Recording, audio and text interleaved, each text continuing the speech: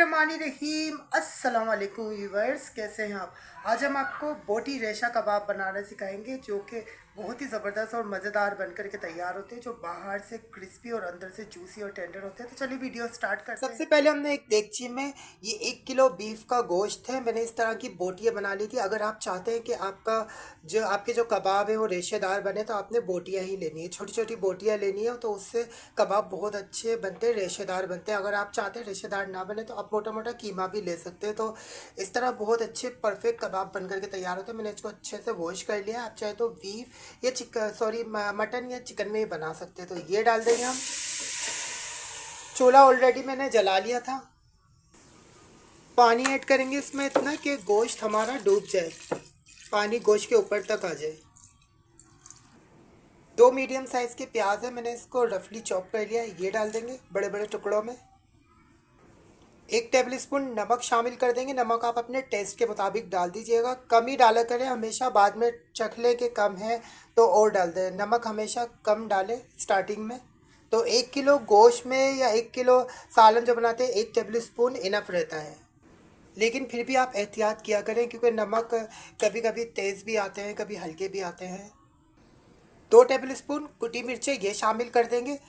अगर आप चाहते हैं मशीन में पीसना या सिल पर पीसना, तो आप साबुत गोल मिर्च जो होती है लाल वाली, इस तरह की, ये देखें, ये डाल सकते हैं 15 अदद, 15 से 20 अदद डाल सकते हैं। तो मैंने इसको पीसना नहीं है, सिर्फ जो मतलब घोटा होता है उससे मैंने इसको बस दरदरा सा घोट लेना है, इससे मतलब पीस लेना है हल्का हल्का दरदरा सा। तो अगर आप इसको सिल पर या मशीन पर पीसना चाहते हैं तो गोल मिर्चें ऐड कर सकते हैं। मैं तो अदरवाइज़ यही करता हूँ, कुटी मिर्चें इस्तेमाल करता हूँ जब भी कबाब बनाता हूँ। तो 2 टेबल स्पून पिसा धनिया ये शामिल कर देंगे। जैसे कि मैंने बताया, अगर आप सिल पर पीस रहे हैं या मशीन में, तो आप पिसे धनिया के बजाय आप साबुत धनिया जो होता है वो ले सकते हैं। 3 टेबल स्पून। 1 टीस्पून हल्दी ये शामिल कर देंगे। 2 तेज़पात ये शामिल कर देंगे। 1 टीस्पून अदरक लहसुन का पाउडर ये शामिल कर देंगे। मेरे पास पाउडर था, आपके पास पाउडर हो तो 1 टीस्पून डाल दीजिएगा, और अगर फ्रेश हो तो 2 टेबल स्पून डाल दीजिएगा। मिक्स कर लेंगे इसको। अब इसको कवर करके जो है दरमियानी आंच पर पकने देंगे। पहले हम फुल आंच करेंगे, जब इसमें बॉईल आ जाएगा तो आंच दरमियानी कर देंगे, स्लो, और इसको पकने देंगे तब तक जब तक कि गोश्त हमारा अच्छे से टेंडर नहीं हो जाता, गल नहीं जाता। तो आप गोश्त गलाने के लिए कच्चा पपीता का भी इस्तेमाल कर सकते हैं, उससे गोश्त जल्दी गल जाता है। मेरे पास नहीं था, ख़त्म हो गया था। और देसी तरीके जो है, छालिया का टुकड़ा होता है, आधा टुकड़ा, वो डाल दें, या फिर ढक्कन के लीड पर ना अपने खाने वाला जो पान का चूना होता है ना, वो लगा देना है, या फिर मीट टेंडराइजिंग बाज़ार में मिलते हैं पाउडर, वो शामिल कर सकते हैं। तो मेरे पास तीनों ही चीज़ें नहीं थी, ना छालिया थी जो खाने वाली होती है पान में डालने वाली छालिया, वो भी नहीं थी, चूना भी नहीं था, और कच्चा पपीता भी नहीं था, मीट टेंडराइजर भी नहीं था मेरे पास। तो मैं ऐसे ही इसको गला लूँगा, तकरीबन 1 घंटे में या सवा घंटे में, 1.5 घंटे में गल जाएगा, और अच्छे से हमने गलाना है इसको। अगर आप इसको मशीन में पीस रहे हैं गलने के बाद, तो गरम मसाला आप इसमें 1.5 टेबल स्पून शामिल कर दें। अगर आपने इसको मशीन में या सिल पर नहीं पीसा है, तो आपने इसमें जब ये गल जाएगा तब मैं इसमें पिसा हुआ गरम मसाला शामिल करूँगा। तो आप सिल पर या मशीन पर पीस रहे हैं तो साबुत गरम मसाला 1.5 टेबल स्पून डाल दीजिएगा। तो हम इसको गलने के लिए रख देते हैं।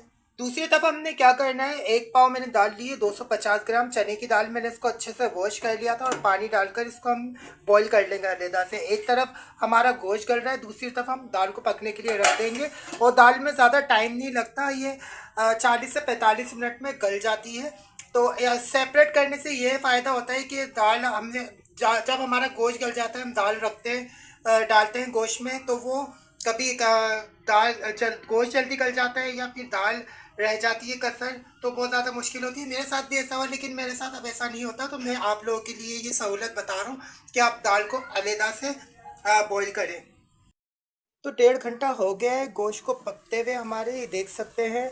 1 घंटे बाद मैंने चेक किया था तो कसर थी, गोश्त गला नहीं था। तो जब भी आप कबाबों का जो गोश्त है उसमें थोड़ा टाइम लगता है, तो गोश्त जो है अच्छे से टेंडर होना चाहिए। तो मैंने चेक किया था, थोड़ा सा मॉइस्चर है, तो आँच को हमने तेज़ करके जो पानी नज़र आ रहा है उसको ड्राई कर लेना है।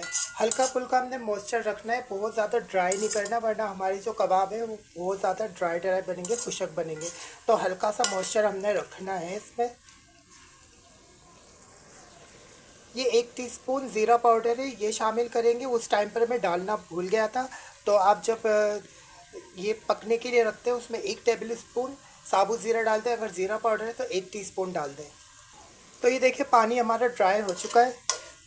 बस इतना मॉइस्चर होना चाहिए, हल्की हल्का मतलब नमी होनी चाहिए। फ्लेम ऑफ कर देंगे। अब हमने क्या करना है, इसको पीसना है। इस तरह का घोटा मिल जाता है मार्केट में आसानी से, और इससे बहुत आसानी होती है। जिनके पास मशीन नहीं होती, सिल नहीं होती, तो इस तरह से कर सकते हैं। मैं तो अक्सर इसी तरह से करता हूँ। तो हमने क्या करना है, गरम गरम नहीं, हमने ये प्रोसेस करना है। इसको हमने इस तरह से रेशा रेशा कर लेना है दोई की मदद से।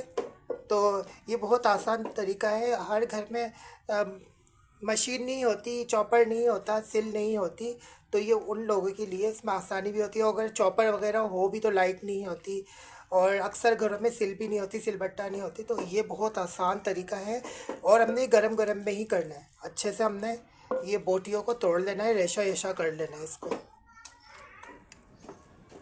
तो देखिए मैंने अच्छे से रेशा रेशा कर लिया है, पीस लिया है इसको। ये देख सकते हैं, इस तरह से हमने रेशा कर लेना है। और हमने ये गरम गरम में ही करना है। अगर हम इसको ठंडा करेंगे तो ये पिसेगा नहीं, मतलब जिस तरह से रेशा हम बनाएंगे होगा नहीं, बहुत मुश्किल हो जाएगी। तो ठंडा नहीं होने दीजिएगा, गरम गरम में कीजिएगा। इस तरह से देखिए रेशा बना लिए हमने। अब हमने इसमें ये चने की दाल ऐड करनी है। तो मैंने इसको बॉईल करके इसको भी इसी तरह से घोटा लगाकर पीस लिया था लकड़ी के घोटे से। ये देख सकते हैं, ये डाल देंगे हम। 10 अदद हरी मिर्चें बारीक चॉप कर लिया था मैंने, इसको ये डाल देंगे। एक गड्डी हरा धनिया मैंने इसको बारीक कट कर लिया था धोकर, और थोड़ा सा मैंने पुदीना भी शामिल किया क्योंकि हरा धनिया थोड़ा कम था। ये डाल देंगे। आप चाहे तो हाफ एंड हाफ भी कर सकते हैं, आधी गड्डी पुदीना आधी गड्डी हरा धनिया। तो मैं हरा धनिया ही ऐड करता हूँ, तो थोड़ा सा मैंने पुदीना ऐड किया है। तो ये डाल देंगे हम इसमें। ½ टीस्पून से थोड़ा कम पिसा हुआ गरम मसाला ये शामिल कर देंगे, ज़्यादा ऐड मत कीजिएगा। अब हमने सब मसालों को अच्छे से मिक्स कर लेना है, दाल को गोश्त को अच्छे से मिक्स कर लेंगे। तो देखिए मिक्स कर लिया है मैंने। अब ये भी जो मिक्सचर जो है थोड़ा गर्म है, हम इसको थोड़ा ठंडा कर लेंगे। जब ये ठंडा हो जाएगा तो उसकी हम शामी कबाब कबाब बनाना स्टार्ट करेंगे। तो देखिए मिक्सचर जो है हमारा ये ठंडा हो चुका है। अब हमने इसमें 2 अदद अंडे तोड़कर डाल देने हैं। अंडे तोड़कर डाल दिया हमने। इस मिक्सचर को अच्छे से मिक्स कर लेना है हाथ से, इस तरह से। और हाथ अपने अच्छे से वॉश कर लीजिएगा। आप चाहे तो ग्लव्स भी पहन सकते हैं। तो मैंने इसको सारे कीमे को एक थाल में निकाल लिया है। अगर आपको लगता है आपके जो कीमे में थोड़ा ड्राई है, मॉइस्चर नहीं है, अंडे डालने के बाद जब ये मिक्स हो जाए आपको ड्राई लगता है, तो हल्का सा पानी ऐड कर सकते हैं, ज़्यादा नहीं। तो अच्छे से हम इसको मिक्स कर लेंगे। तो देखें अच्छे से मैंने मिक्स कर लिया है। और इस स्टेज पर आप नमक भी चेक कर सकते हैं। अगर आपको कम लगता है तो नमक ऐड कर दीजिएगा। तो मैंने जो ऐड किया था वो बिल्कुल परफेक्ट था। अब हमने क्या करना है, थोड़ा सा बैटर उठाना है और इसको इस तरह से स्मूथ करके गोल पैल इस तरह से पहले स्मूथ करेंगे, और फिर इसके कबाब बना लेंगे इस तरह करके हाथों की मदद से। छोटे बड़े आप अपने मर्ज़ी के मुताबिक बना सकते हैं, जितने बड़े। तो मैं दरमियाने साइज़ के बनाऊंगा, इस तरह से हथेली पर रखकर और इस तरह से स्मूथ करते जाए।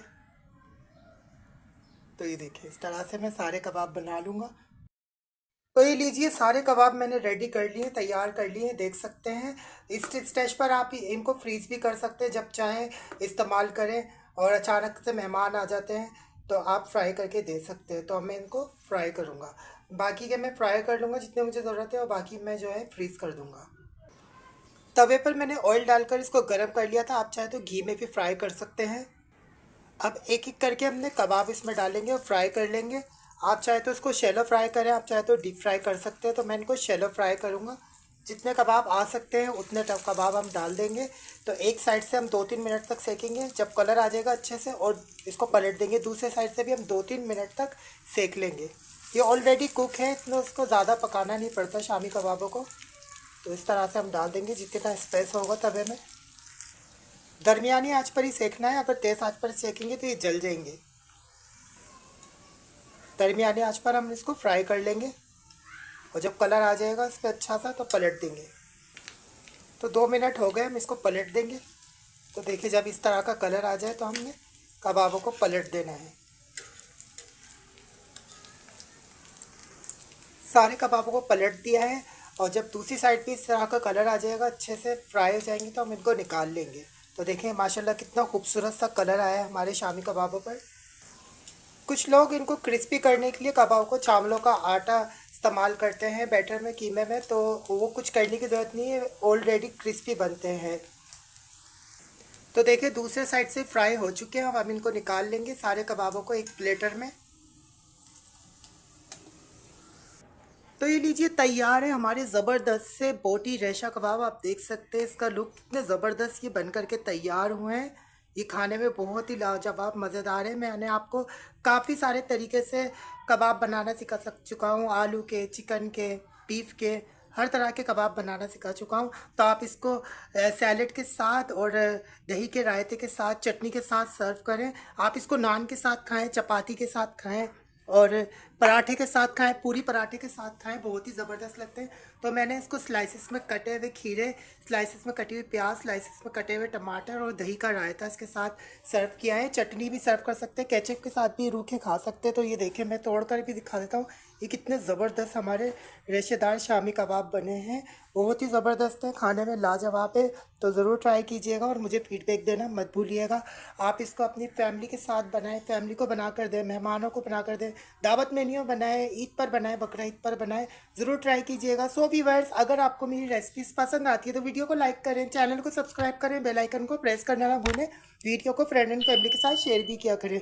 मिलते हैं मेरी नेक्स्ट रेसिपी के साथ, तब तक के लिए अल्लाह हाफिज़।